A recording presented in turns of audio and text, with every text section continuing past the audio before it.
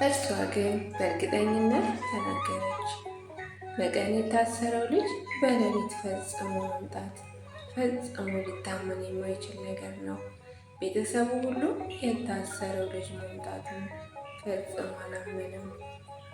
ባይሆንም የመንግስት ወታደሮች የቀረውን ሊወስዱ ይሆናል፣ ማን ሊሆን ይችላል ብለው ተብሰለሰሉ። በመጨረሻ የሁሉም ግምት አንድ ነገር ላይ አረፈ።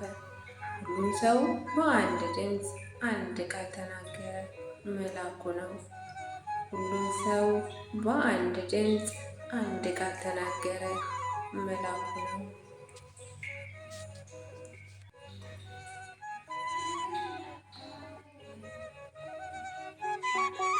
ሰራተኞችን ሮጣ ሄደች። ወዲያው ግን በሩን ሳትከፍት ተመልሳ እየሮጠች መጣች። በደስታ ሰክራ የታሰረው ልጃችን በር ላይ ቆሟል ብላ ተናገረች። በድምጡ አወቅኩት እያለች ዘለለች። ከሁኔታዋ የተነሳ አብደሻል እንዴ ያላት ቤተሰብ ሁሉ። ሰላም ጤና ይስጥልኝ ውድ ቤተሰቦችን እንዴት አላችሁ? እንዴት ቆያችሁ? የፈጣሪ ሰላም ከሁላችን ጋር ይሁን እያልኩኝ ዛሬ በአዲስ ቪዲዮ ተከስቻለሁ። የቪዲዮ ርዕስ መልአኩ ነው ይለናል። ሰዓቱ ሌሊት ነው። እንደ አጋጣሚ ሆኖ በዚያ ሌሊት መላው የቤተሰብ አባል አምሽቶ እየተጫወተ ነው። ከዚህ ቤተሰብ ስብስብ መካከል ሳይገኝ የቀረው አንድ በወህኒ ቤት የታሰረ ወንድማችን ብቻ ነበር። ድንገት ግን የግቢው በር በተደጋጋሚ ተንኳኳና ሁላችንም ጨዋታችንን አቋርጠን በሌሊት የሚያንኳኳው ማን ነው የሚለው አእምሯችን ውስጥ ጥያቄ ፈጠረብን። ሰራተኛችን ሮጣ ሄደች። ወዲያውኑ ግን በሩን ሳትከፍት ተመልሳ እየሮጠች መጣች። በደስታ ሰክራ የታሰረው ልጃችን በር ላይ ቆሟል ብላ ተናገረች። በድምፅ አወቅኩት እያለች ዘለለች። ከሁኔታዋ የተነሳ አብደሻል እንዴ አላት ቤተሰብ ሁሉ። እሷ ግን በእርግጠኝነት ተናገረች። በቀን የታሰረው ልጅ በሌሊት ተፈቶ መምጣቱ ፈጽሞ ሊታመን የማይቻል ነገር ነው። ቤተሰቡ ሁሉ የታሰረው ልጅ መጣ ብሎ አላመነም። ባይሆን የመንግስት ወታደሮች የቀረው ሊወስዱ ይሆን፣ ማን ሊሆን ይችላል ብለው ተብሰለሰሉ። በመጨረሻም የሁሉም ግምት አንድ ነገር ላይ አረፈ። ሁሉም ሰው በአንድ ድምፅ አንድ ቃል ተናገረ፣ መልአኩ ነው። መልአኩ የሰው ስም አይደለም። ቤተሰቡ የተስማማው ለእጅ የቆመው የታሰረው ልጃችን ሳይሆን እሱን ለመጠበቅ ከእግዚአብሔር የተሰጠው ጠባቂ መልአኩ ይሆናል ብሎ ነበረ። የበሩ መንኳኳት አሁንም ስላልቆመ ቤተሰቡ ግራ ግር ብሎ ወጣና ተቻክሎ በሩን ከፈተ። በደጅ የቆመው ግን እንደተባለው የታሰረው ልጃቸው ራሱ ነበር። ሁሉም ተደሰተ። ይህ ገጠመኝ በአሁኑ ዘመን የተፈጸመ ነው ብዬ ብናገር ማን ያምነኛል? እውነት በሌሊት የቤታችን በር ሲንኳኳ መልአኩ ነው ብለን እንገምታለን? ይህ ቤተሰብ ምን አይነት ቤተሰብ ነው? በብዙዎቻችን አእምሮ ውስጥ መጀመሪያ የመጣው ጥርጣሬ ሌባ ሊገባ ይሆን?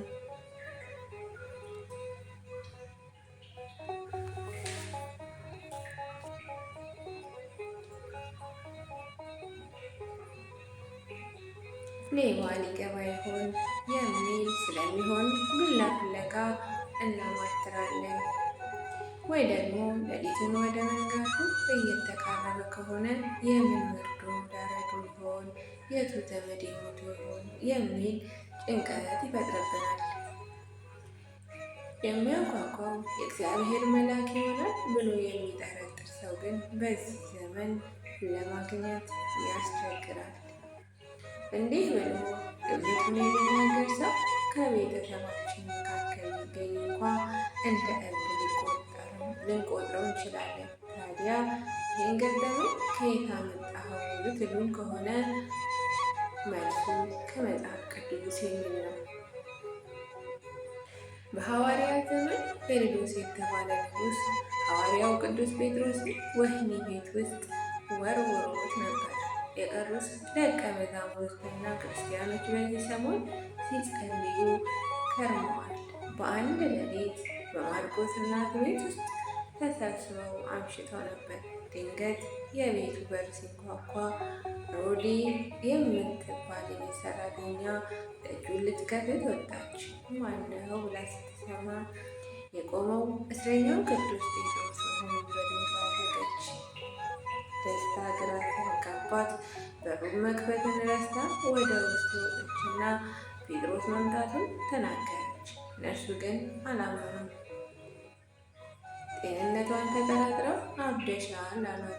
እርግጠኛ ሆና ተናገረች። እነርሱም ግን መልሱ የቆመው ጴጥሮስ ሳይሆን መልአኩ ነው አሉ። ይደንቃል። የመጀመሪያዎቹ ክርስቲያኖች እንዲህ በርስ መኳ መልአኩ ነው ብለዋል። የሚገመቱ መንፈሳውያን ነበሩ። ሐዋርያው ቅዱስ ጳውሎስ ምዕራፍ 12 ከቁጥር 12 እስከ 15 ቅዱሳን መላእክትና የእኛ የሰው ልጆች ከመፈጠራችን ከቀደምት የተፈጠሩ ታላቅ ወንድሞቻችን ናቸው። እንዲያውም ምድርና የሰው ልጅ ሲፈጠር ደስ እያላቸው እልል ይሉ ነበር። ቅዱሳን መላእክት እግዚአብሔር ለእያንዳንዳችን ጠባቂያችን አድርጎ ሰጥቶናል። ከክርስቶስ እግር ስር ቁጭ ብለው የተማሩት ቅዱሳን ሐዋርያት ስለ መላእክት ጠባቂነት ጋር ይህን ያህል እምነት ከነበራቸው እኛም የመላእክቱን ጠባቂነት ማመን ለዚህ ዘመን ክርስቲያኖች ምን ያህል ይገባል ይሆን? ቅዱሳን መላእክት በክርስትና ሕይወት ለሚኖር ሰው ሁሉ የመላእክት ረዳትነት እጅግ አስፈላጊ ነው። ለሁሉ ብርታት የሆነው ጌታችን መድኃኒታችን ኢየሱስ ክርስቶስ እንኳን በሥጋ ወራት የተያዘባት ምሽት ሲጸለይ ከሰማይ መጥቶ የሚያበራው መልአክ ታየው ተብሎ ተጽፏል።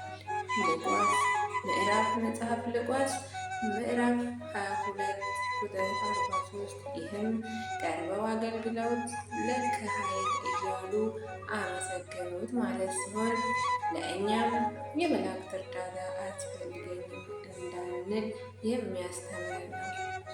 ቅዱሳን መላእክት በምድር የሚሆነውን ያውቃሉ።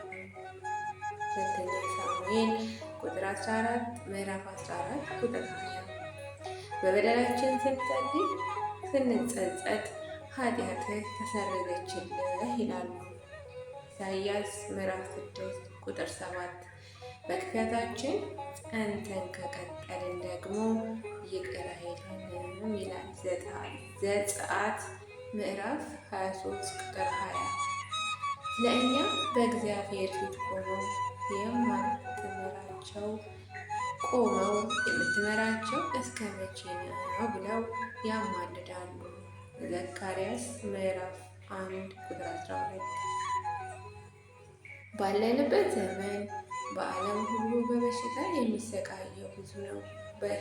በሕመም ለሚሰቃየው ሁሉ መልአክ ቢገኝለት እየራራለት እግዚአብሔር ቤዛ አግኝቻለሁና ወደ ጉድጓድ እንዳይወርድ አድነው ቢለው ሥጋው እንደ ሕፃን ሥጋ ይለመልማል፣ ወደ ጉብዝናውም ዘመን ይመለሳል። መጽሐፈ ኢሳይያስ ምዕራፍ 33 ከቁጥር 23 እስከ 25 መምህር ዲያቆን ሄኖክ ኃይሌ ገጽ የተገኘ ነው። እጅግ አስተማሪ ነው።